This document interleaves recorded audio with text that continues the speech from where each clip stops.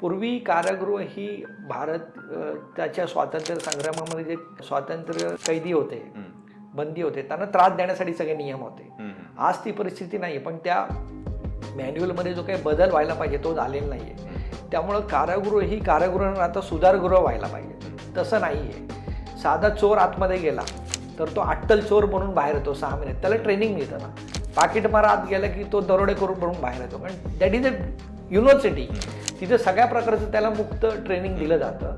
आणि मग ही मंडळी बाहेर येऊन परत गुन्हा करतात, परत आत जातात, परत बाहेर येतात, आणि ते सायकल कंटिन्यू होते. आणि त्याचा त्रास तुम्हाला आम्हाला सगळ्यांना होतो.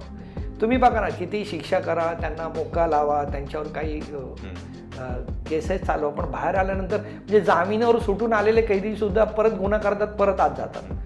मग आपण फक्त मलमपट्टी करतोय. तो आजार जो आहे तो मलमपट्टी करतोय त्याच्यावर, आपण त्याचं कारण शोधत नाही आहोत.